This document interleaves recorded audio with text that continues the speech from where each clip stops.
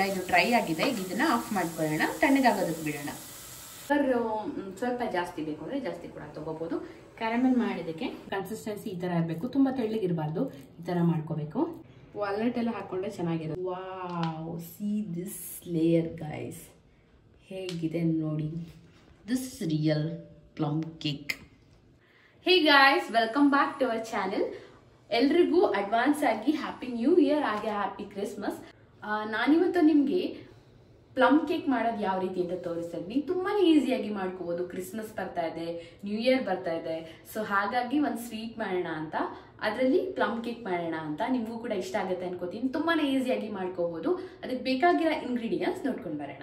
Baking soda, cocoa powder, vanilla essence ತಗೊಂಡಿದ್ದೀವಿ, ಹಾಗೆ baking powder, orange juice ತಗೊಂಡಿದ್ದೀವಿ, ಹಾಗೆ ನಟ್ಸ್, ಡ್ರೈ ಫ್ರೂಟ್ಸ್. ನಾವೆಲ್ಲಿ ಗೋಡಂಬಿ ಮತ್ತೆ ಬಾದಾಮಿ ಎರಡೇ ತಗೊಂಡಿದ್ದೀವಿ, ಹಾಗೆ ಲೆಮನ್ ಅರ್ಧ ತಗೊಂಡು, ಬೆರೀಸ್ ಇದೆ, ಹಾಗೆ ಟೂಟಿ ಫ್ರೂಟಿ ಮತ್ತೆ ಯೋಗರ್ಟ್, ಹಾಗೆ ಸ್ವಲ್ಪ ಬೆಣ್ಣೆ, ಹಾಗೆ ಮೈದಾ ಹಿಟ್ಟು 1.5 ಕಪ್ ಅಷ್ಟಿದೆ, ಎಣ್ಣೆ ಒಂದು ಅರ್ಧ ಕಪ್ ಅಷ್ಟಿದೆ, ಹಾಗೆ ಇದು ಒಣ ಶುಂಠಿ ಪುಡಿ, ಹಾಗೆ ಇದು ಚಕ್ಕೆ ಪುಡಿ, ಎರಡು ಕೂಡ ಸ್ವಲ್ಪ ಸ್ವಲ್ಪ ಇದೆ.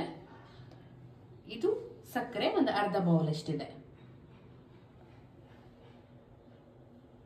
ಇದಿಷ್ಟೆಲ್ಲ ಸಾಮಗ್ರಿಗಳು ಬೇಕಾಗತ್ತೆ ಮಾಡೋದಕ್ಕೆ. ಫಸ್ಟ್ ಈ ಬೆರೀಸ್ನೆಲ್ಲ ಸ್ವಲ್ಪ ಹಾರ್ಡ್ ಇರುತ್ತಲ್ಲ, ಇದನ್ನ ಸ್ಮೂತ್ ಮಾಡ್ಕೊಳ್ಳೋಣ. ಇದನ್ನ ನೆನೆ ಇಟ್ರೆ ಇನ್ನೂ ತುಂಬಾ ಚೆನ್ನಾಗಿರುತ್ತೆ. ಇದನ್ನ ರಮ್ಮಲ್ಲಿ ನೆನೆ ಇಡ್ತಾರೆ, ಬಟ್ ನಾವು ಅದನ್ನ ಮಾಡ್ತಾ ಇಲ್ಲ. ಅದಕ್ಕೋಸ್ಕರ ನಿಮ್ಗೆ ಆರೆಂಜ್ ಜ್ಯೂಸ್ ಅಲ್ಲಿ ಅದನ್ನ ಸಾಫ್ಟ್ ಮಾಡ್ಕೊಳ್ಳೋಣ. ಇದನ್ನ ಆರೆಂಜ್ ಜ್ಯೂಸ್ ಹಾಕಿ ಇದನ್ನ ಹಾಕಿ ಸ್ವಲ್ಪ ಸಾಫ್ಟ್ ಮಾಡ್ಕೊಳ್ಳೋಣ. ಹೇಗೆ ಅಂತ ತೋರಿಸ್ತೀನಿ ಬನ್ನಿ. ಈಗ ಆರೆಂಜ್ ಜ್ಯೂಸ್ ಹಾಕೋತಾ ಇದ್ದೀನಿ. ಮಿನಿಟ್ ಮೇಡ್ ತಗೊಂಡಿದ್ದೀವಿ, ನೀವು ಯಾವ್ದು ಬೇಕಾದ್ರೂ ತಗೋಬಹುದು. ಇಲ್ಲಿ ನಾನು 1 ಕಪ್ ಅಷ್ಟು ಆರೆಂಜ್ ಜ್ಯೂಸ್ನ ಹಾಕೊಂಡಿದ್ದೀನಿ. ಸ್ವಲ್ಪ ನಿಂಬೆಹಣ್ಣನ್ನ ಇಟ್ಕೊಳ್ಳೋಣ. ಒಂದು ಅರ್ಧ ಸ್ಪೂನ್ ಅಷ್ಟು ನಿಂಬೆಹಣ್ಣಿನ ರಸ ಹಾಕೊಳ್ಳೋಣ. ಹಾಗೆ ಸ್ವಲ್ಪ ನೀರನ್ನು ಹಾಕೋತಾ ಇದ್ದೀನಿ, ಜಾಸ್ತಿ ಏನೋ ಹಾಕೋತಾ ಇಲ್ಲ. ಇದರಲ್ಲೇ ಸ್ವಲ್ಪ ನೀರಿರೋದ್ರಿಂದ ಸ್ವಲ್ಪ ಹಾಕೋತಾ ಇದ್ದೀನಿ, ಸಾಕಾಗತ್ತೆ.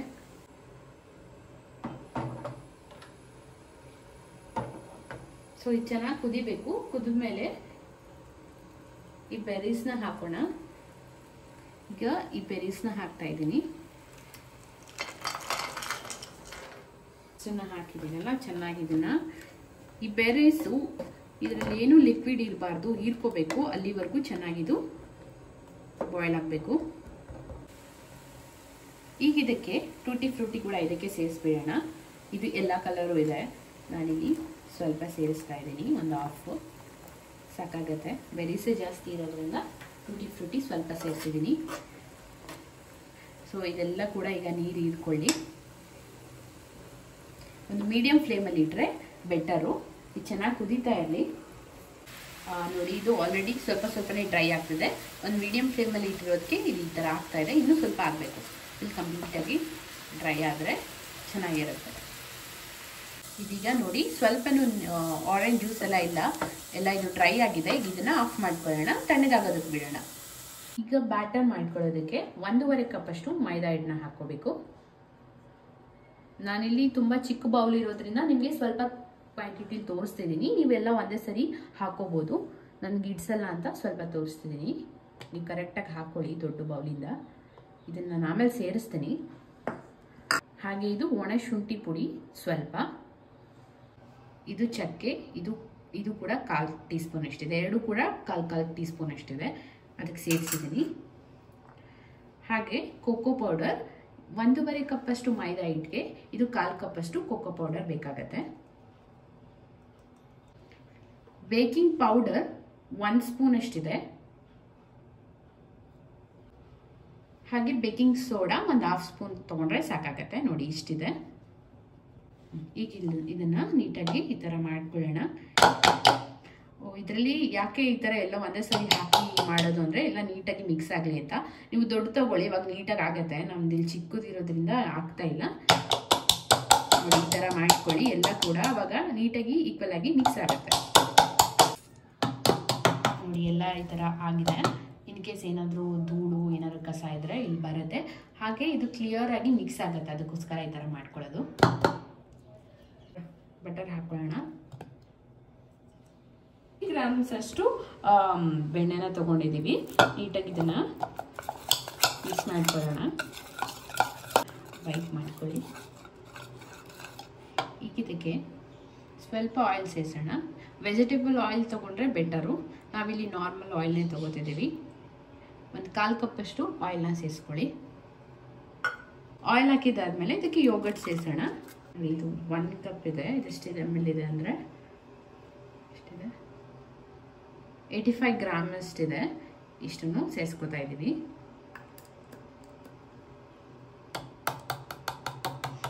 ನಾವು ಎಗ್ಲೆಸ್ ಮಾಡ್ತಾ ಇರೋದ್ರಿಂದ ಈ ಥರ ಯೋಗರ್ಟ್ ಎಲ್ಲ ಹಾಕಬೇಕಾಗುತ್ತೆ. ನೀವು ಎಗ್ ಯೂಸ್ ಮಾಡೋದಾದರೆ ಎಗ್ ಹಾಕೋಬೋದು, ಆಗ ಯೋಗರ್ಟ್ ಅವಶ್ಯಕತೆ ಇರೋದಿಲ್ಲ. ಚೆನ್ನಾಗಿ ಇದನ್ನು ಬೀಟ್ ಮಾಡ್ಕೊಳ್ಳಿ. ಇದು ಮಿಕ್ಸ್ ಆಗ್ತಾ ಇಲ್ಲಿ, ನಾವು ಅಷ್ಟೊಳಗೆ ಶುಗರ್ ಕ್ಯಾರಮೆಲ್ ಮಾಡ್ಕೊಳ್ಳೋಣ.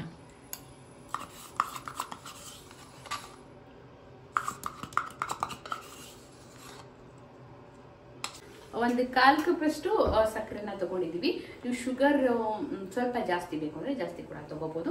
ಕ್ಯಾರಮೆಲ್ ಮಾಡಿದ್ದಕ್ಕೆ ಇದೇ ಪ್ಯಾನ್ನ ಇಟ್ಕೊಂಡಿದ್ದೀವಿ. ಇದು ಸ್ವಲ್ಪ ಬಿಸಿಯಾಗಿದೆ. ಇದಕ್ಕೆ ಸಕ್ಕರೆನ ಹಾಕೊಳ್ಳೋಣ. ಲೋ ಫ್ಲೇಮಲ್ಲೇ ಇಟ್ಕೊಂಡ್ರಿ. ನೋಡಿ ನಿಧಾನಕ್ಕೆ ಮೆಲ್ಟ್ ಆಗ್ತಾ ಇದೆ. ಇದು ಇದೇ ಥರ ಆಗಲಿ. 1-2 ನಿಮಿಷ ಇದು ಕ್ಯಾರಮೆಲ್ ಆಗುತ್ತೆ. ಹಾಗೆ ಬಿಡೋಣ. ಗೋಲ್ಡನ್ ಬ್ರೌನ್ ಬರುತ್ತೆ, ಅವಾಗ ನಿಮಗೆ ಗೊತ್ತಾಗುತ್ತೆ ಆಗಿದೆ ಅಂತ. ಇದು ನೋಡಿ ಸ್ವಲ್ಪನೇ ಕಲರ್ ನೋಡಿ, ಈಗ ಸ್ವಲ್ಪ ಯೆಲ್ಲೋ ಕಲರ್ ಬಂದಿದೆ. ಗೋಲ್ಡನ್ ಬ್ರೌನ್ ಆಗಬೇಕು. ನೋಡಿ ಇದು ಗೋಲ್ಡನ್ ಬ್ರೌನ್ ಕಲರ್ ಬಂದಿದೆ, ನಿಮಗೆ ಕಾಣಿಸ್ತದೆ. ಇದಕ್ಕೆ ಸ್ವಲ್ಪ ನೀರು ಹಾಕೊಳ್ಳೋಣ ಈಗ, ಯಾಕಂದರೆ ಸಿರಮ್ ಥರ ಆಗಲಿ. ನಾವು ಅದಕ್ಕೆ ಹಾಕೋದಕ್ಕೆ ಈಸಿ ಆಗುತ್ತೆ. ಜಾಸ್ತಿ ಬೇಡ. ನೋಡಿ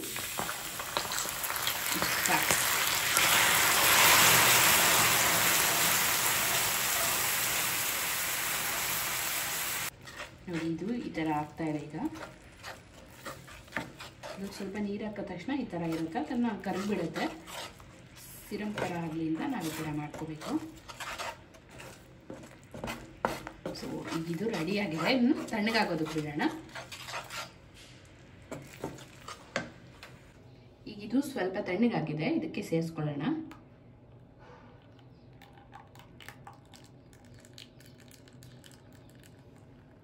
ಇದಕ್ಕೀಗ 1 ಸ್ಪೂನಷ್ಟು ವೆನಿಲಾ ಎಸೆನ್ಸ್ ಹಾಕೊಳ್ಳೋಣ. ನಿಮಗೆ ಬೇರೆ ಫ್ಲೇವರ್ ಯಾವುದಾದ್ರೂ ಇಷ್ಟ ಆದರೆ ಅದನ್ನು ನೀವು ಹಾಕ್ಕೋಬೋದು. ಕ್ಯಾರಮೆಲ್ ಹಾಕಿದ್ಮೇಲೆ ಇದನ್ನು ಹಾಕ್ಕೊಳ್ಳಿ. ಇದನ್ನು ಬೀಟ್ ಮಾಡ್ಕೊಳ್ಳಿ.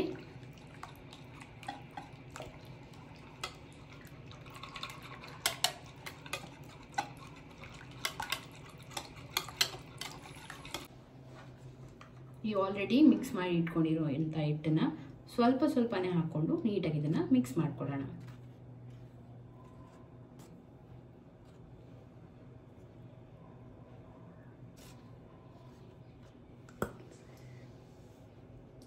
ನೀಟಾಗಿ ಇದನ್ನು ಮಿಕ್ಸ್ ಮಾಡ್ಕೋಬೇಕು.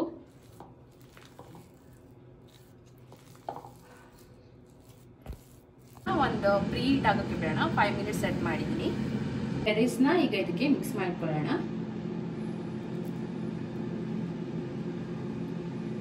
ಡ್ರೈ ಫ್ರೂಟ್ಸ್ನ ಹಾಕೋಬಹುದು. ನಾವು ನಮ್ಮ ಮನೇಲಿ ಇದ್ದಿದ್ದನ್ನು ಹಾಕ್ತಾ ಇದ್ದೀವಿ. ಮೇಲೆ ಹಾಕೋಕ್ಕೆ ಸ್ವಲ್ಪ ಉಳಿಸ್ಕೊಂಡು ಮಿಕ್ಕಿದೆಲ್ಲ ಇದಕ್ಕೆ ಸೇರಿಸ್ಕೊಳ್ಳೋಣ. ಮೇಲೆ ಹಾಕಕ್ಕೆ ಇಷ್ಟಿರಲಿ. ಈಗ ಇದನ್ನ ಇನ್ನೊಂದ್ಸರಿ ಮಿಕ್ಸ್ ಮಾಡ್ಕೊಳ್ಳೋಣ.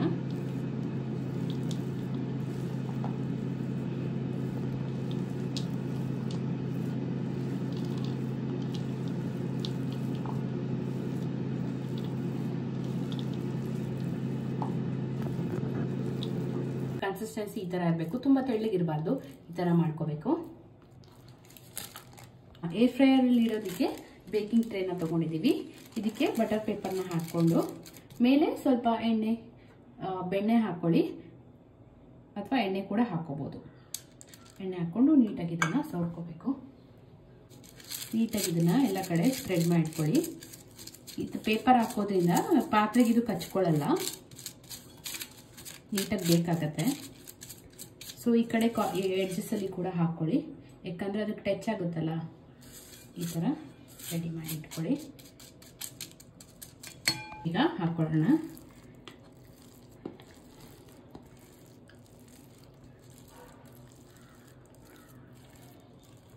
ನೀಟಾಗಿ ಇದನ್ನು ಸ್ಪ್ರೆಡ್ ಮಾಡಿಕೊಳ್ಳಿ.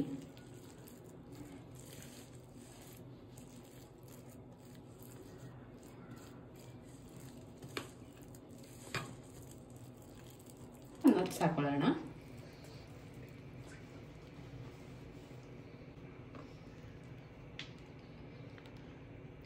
ವಾಲ್ನಟ್ ಎಲ್ಲ ಹಾಕ್ಕೊಂಡ್ರೆ ಚೆನ್ನಾಗಿರುತ್ತೆ. ನಮ್ಮ ಮನೇಲಿ ಇಲ್ಲ, ಸೊ ಹಾಕಿಲ್ಲ. ನೀವು ಹಾಕ್ಕೊಳ್ಳಿ, ತುಂಬ ಚೆನ್ನಾಗಿರುತ್ತೆ. ತುಂಬ ಡ್ರೈ ಫ್ರೂಟ್ಸ್ ಹಾಕಿದಷ್ಟು ಚೆನ್ನಾಗಿರುತ್ತೆ. ನಾವು ಜಾಸ್ತಿನೇ ಹಾಕ್ಕೋತಾ ಇದ್ದೀವಿ.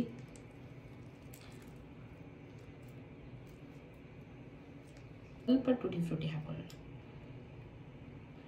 ಈಗ ಇದನ್ನು ಈ ಥರ ಪ್ರೆಸ್ ಮಾಡ್ಕೊಳ್ಳೋಣ. ಎಲ್ಲದೂ ಚೆನ್ನಾಗಿ ಇದಕ್ಕೆ ಇಟ್ಕೊಳ್ಳಿ.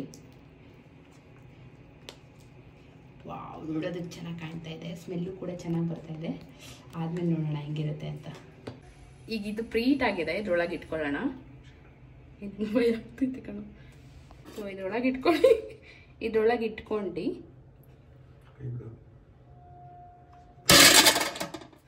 ಇದರಿಂದ ಇಡೋದಕ್ಕೆ ಭಯ ಆಯಿತು. ಸೊ ಇಟ್ಟಿದ್ದೀನಿ. ಈಗ ಇದಕ್ಕೆ ಟೈಮರ್ ಸೆಟ್ ಮಾಡೋಣ. 5 ಮಿನಿಟ್ಸ್ ಬೇಕ್ ಮಾಡೋದಕ್ಕೆ ಬಿಡೋಣ. 160 ಡಿಗ್ರಿ ಸೆಲ್ಸಿಯಸ್ ಅಲ್ಲಿ ಇದನ್ನ ಇಟ್ಟಿದ್ದೀನಿ. 45 ಮಿನಿಟ್ಸ್ ಇಟ್ಟಿದ್ದೀವಿ. ಆಮೇಲೆ ತೆಗೆದು ನೋಡೋಣ ಹೇಗಾಗಿದೆ ಅಂತ. 5 ಮಿನಿಟ್ಸ್ ಬೇಕಾಗಿದೆ, ಹೇಗಾಗಿದೆ ಅಂತ ನೋಡೋಣ. ವಾವ್, ಎಷ್ಟು ಸ್ಪಾಂಜಿಯಾಗಿ ಬಂದಿದೆ ನೋಡಿ. ನಾನು ಹಾಕಿದ ಮುಕ್ಕಾಲು ಫುಲ್ ಬಂದ್ಬಿಟ್ಟಿದೆ. ಸಕ್ಕತ್ತಾಗಿದೆ. ಮೇಲೆ ನಟ್ಸ್ ಎಲ್ಲ ಸ್ವಲ್ಪ ಕ್ರಂಚಿಯಾಗಿ ಕಾಣ್ತಾ ಇದೆ. ಸ್ವಲ್ಪ ತಣ್ಣಗಾಗ್ಲಿ. ಈಗ ಕೇಕ್ ರೆಡಿ ಆಗಿದೆ. ಹೇಗಾಗಿದೆ ಅಂತ ನೋಡೋಣ. ಉಲ್ಟಾ ಮಾಡಿದ್ದೀನಿ. ವಾವ್, ತುಂಬ ಚೆನ್ನಾಗಿ ಬಂದಿದೆ. ಬಟರ್ ಪೇಪರ್ ಹಾಕಿದ್ವಲ್ಲ, ತೆಗೆದ್ಬಿಡೋಣ.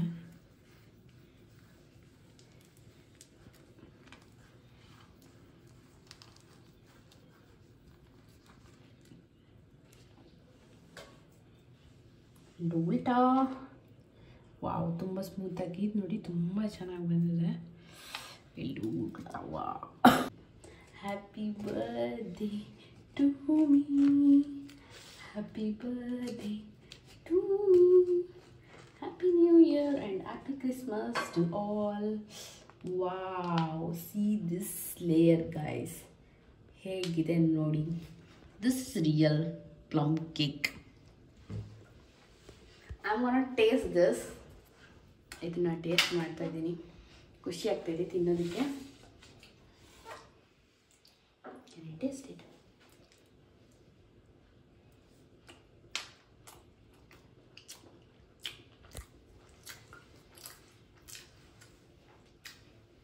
ಸಕ್ಕತ್ತಾಗಿದೆ. ರಿಯಲ್ ಪ್ಲಮ್ ಕೇಕ್ ಥರನೇ ಇದೆ. ಮನೇಲಿ ಮಾಡಿದ್ರಂತ ಗೊತ್ತೇ ಆಗಲ್ಲ.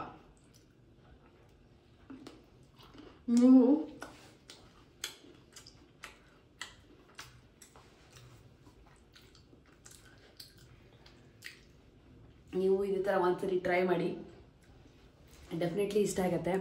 ಚಿಕ್ಕ ಮಕ್ಕಳಿಗೆ ಮನೇಲೇ ಈ ಥರ ಮಾಡಿಕೊಡಿ, ಅವರು ಕೂಡ ತುಂಬ ಇಷ್ಟಪಡ್ತಾರೆ. ನಾರ್ಮಲ್ ಟೈಮಲ್ಲಿ ಕ್ರಿಸ್ಮಸ್ ಅಥವಾ ನ್ಯೂ ಇಯರ್ ಅಂತಲ್ಲ, ಬೇರೆ ಟೈಮಲ್ಲಿ ಟ್ರೈ ಮಾಡಿ, ಸಖತ್ತಾಗಿರುತ್ತೆ. ಅಂಗಡಿಲಿ ತಂದು ಕೊಡೋದ್ಕಿಂತ ನೀವೇ ಮಾಡಿ ತಿನ್ನೋದ್ರ ಖುಷಿನೇ ಬೇರೆ. ಒಂದ್ಸರಿ ಟ್ರೈ ಮಾಡಿ. ನೀವು ಕೂಡ ಒಂದ್ಸರಿ ಟ್ರೈ ಮಾಡಿ, ಹೇಗಿತ್ತು ಅಂತ ಕಮೆಂಟ್ ಮಾಡಿ. ಇದೇ ಥರ ರೆಸಿಪೀಸ್ಗೆ ನಮ್ಮ ಚಾನಲ್ನ ಫಾಲೋ ಮಾಡಿ. Thank you for watching, guys.